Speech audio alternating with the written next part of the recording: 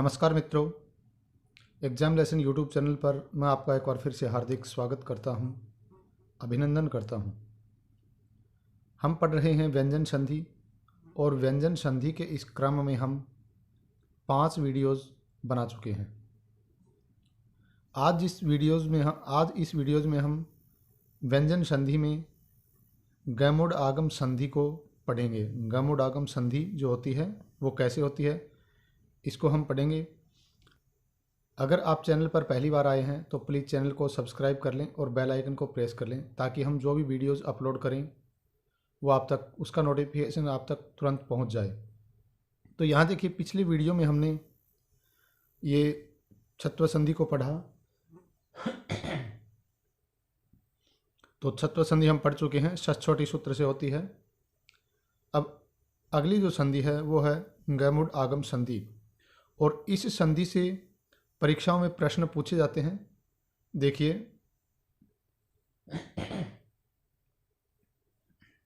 यहाँ पर सूत्र है गैमो ह्रस्वादचि गैमुण नित्यम, गैमो ह्रस्वादचि गैमुण नित्यम, ये सूत्र है। तो गैमोड आगम संधि के लिए हमें इस सूत्र को याद करना पड़ेगा। ये सूत्र अगर आप अच्छी तरह से याद कर लेते हैं, सूत्र का अर्थ याद है, तो आपकी संधि गलत नहीं होगी, आपका प्रश्न गलत नहीं होगा। यहाँ देखिए कि ह्रस्व स्वर के बाद, सूत्र का अर्थ है ह्रस्व स्वर के बाद स्थित ग, ण और न।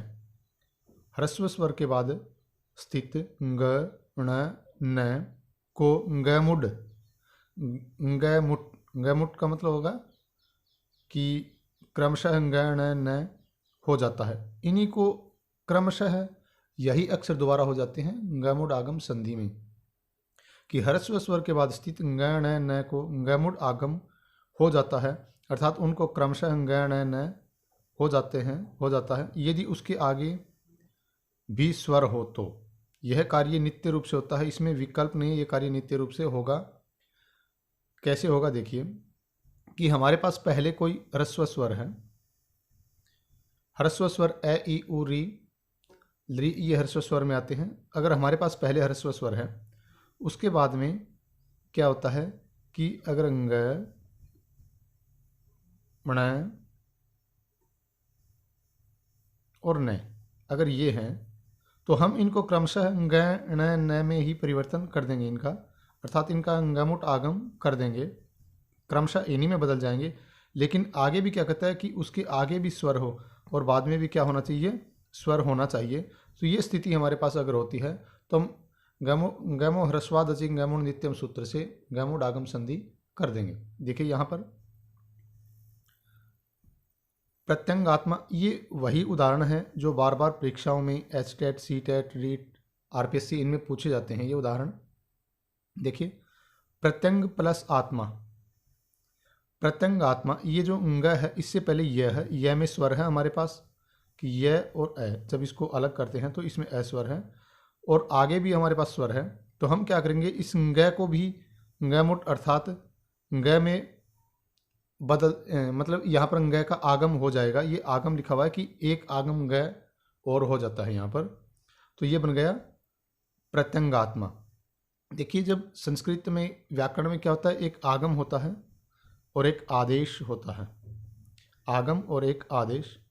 तो यहाँ पर ये सूत्र कहता है कि ग आगम हो जाएगा, यहाँ पर क्रमशः ग, ण, न का आगम हो जाएगा, अर्थात इनके स्थान पर नहीं, इनकी एक आगम और हो जाता है यहाँ पर। अगर ये स्थिति हमारे पास रहती है कि पहले ह्रस्व स्वर, उसके बाद ग, ण, न में से कोई भी वर्ण आ रहा है और उसके बाद स्वर है, तो हम क्या करेंगे, एक अगर ग है तो उसके आगे एक ग का आगम हो जाएगा, ण है तो उसके आगे ण का आगम हो जाएगा, न है तो उसके आगे न का आगम हो जाता है।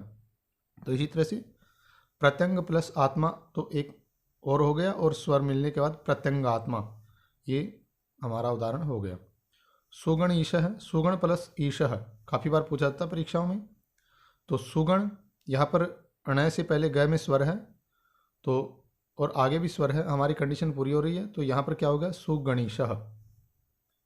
अगला देखिए, सन प्लस अच्युत है, तो यहाँ पर भी क्या है, न है और न से पहले स जो है इसमें स्वर है, स में ए स्वर है, और उसके बाद ए स्वर आ रहा है, आगे भी स्थिति पूरी हो रही है। तो ये क्या कहता है कि यहाँ पर भी अगर न है तो न के बाद न का ही आगम करेंगे, और ये बन गया अपना सन्नच्युत है। तो ये इसके उदाहरण थे। तो आप सूत्र को परिभाषा सहित अच्छी तरह से याद करें। आगे देखिए, तुगागम संधि। अगली जो संधि है वो है तुगागम संधि। यहाँ पर सूत्र याद करेंगे हम छेच। सूत्र क्या है? छेच। ये क्या कहता है कि ह्रस्व स्वर के बाद छ आने पर, क्या बात करें? ह्रस्व स्वर। ह्रस्व स्वर ए ई उ री जो ह्रस्व स्वर हैं, तो ह्रस्व स्वर के बाद छ आने पर उससे पहले तुक का आगम हो जाता है। तुक से तात्पर्य तुक का आगम होने में कै और ऊ का लोप होकर तय से इस रह जाता है। तो तुक का आगम हो जाता है, तय को यथा प्राप्त श्चुत्व कार्य भी हो जाएगा। और जो हमने पहला ही सूत्र पढ़ा था स्तोह श्चोनास्तुह, तय का आगम होने के बाद उसमें श्चुत्व संधि भी हो जाएगी। देखिए आप एक बार अर्थ को दोबारा देखें। छेच सूत्र क्या कहता है कि हमारे पास ह्रस्व स्वर है, ह्रस्व स्वर ए ई उ री री जो ह्रस्व स्वर हैं वो के बाद छ आ रहा है। अगर उनके बाद में छ आ रहा है तो हम क्या करेंगे, उससे पहले, इस छ से पहले क्या करेंगे, हम तुक का आगम करेंगे। आदेश नहीं, आगम करेंगे, अर्थात तुक आ जाएगा वहां पर। और इसमें क्या होता है, कै और ऊ का लोप होने के बाद यहाँ पर तय बचेगा, आधा तय बचेगा, और तय को यथाप्राप्त श्चुत्व कार्य भी हो जाएगा। अगर तय को आगे चैवर्ग आ जाता है तो हमने पढ़ा था कि श्चुत्व कार्य स्तोह सूत्र से वो भी हो जाएगा। तो उस आगे जो हमारी स्थिति होगी वो देखिए, उदाहरण के माध्यम से आप बेहतर समझ पाएंगे। देखिए यहाँ पर शिव प्लस छाया, हमारे पास शिव छाया ये आगे छ है, और उससे पहले ह्रस्व स्वर वह जो है, इसमें ह्रस्व स्वर है क्योंकि जब इसको अलग करेंगे तो वह और ए, तो ए उसके बाद छ आ रहा है। ये स्थिति हमारे पास हो रही है। तो हम क्या करेंगे, इसमें इससे पहले तुक का आगम कर देंगे। तुक का आगम कैसे? देखिए, शिव यहाँ बीच में करेंगे, ये सॉरी ये पूरा है वह बीच में तुक आगम, और आगे हमारे पास छ है। तो हम क्या करेंगे, तुक आगम होने से यहाँ पर कै और ऊ का लोप हो जाता है और तय शेष बचता है। तो हमारे पास स्थिति हो जाती है शिवत और छाया, क्योंकि तुक आगम हो गया यहाँ पर। और स्तोह सूत्र से क्या करेंगे, ये जो तय है, तय को हम च में बदल देंगे, क्योंकि सकार या तयवर्ग से पहले या बाद में शकार और चवर्ग हो तो हम क्या करेंगे, जो तयवर्ग है उसको चवर्ग में बदल देते हैं। तो ये स्थिति हो जाने के बाद अपना जो उदाहरण वो बने, शुद्ध रूप बनेगा, वो बनेगा शिवच्छाया। पूछा जाता है काफ़ी बार परीक्षाओं में। अनुच्छेद। अब प्रश्न पूछा जाता है कि अनुच्छेद में कौन सी संधि है, तो तुगागम संधि किस सूत्र से है? छेच सूत्र से। यहाँ पर भी वही बात है, यहाँ पर इनके बीच में तुक आगम हो गया और इन दोनों का लोप होने के बाद तय बचा, तय का चय में परिवर्तन हो जाता है, अनुच्छेद बना। अगला देखिए, परिच्छेद। इसी तरह से परिच्छेद, यहाँ पर भी तुक आगम होने के बाद तय और तय को चय में। इसके बाद स्वछंद, इसी तरह से ये स्वछंद, स्व प्लस छंद स्वछंद है बन जाएगा। तो आसान संधि है, दो सूत्र याद करने पड़ेंगे।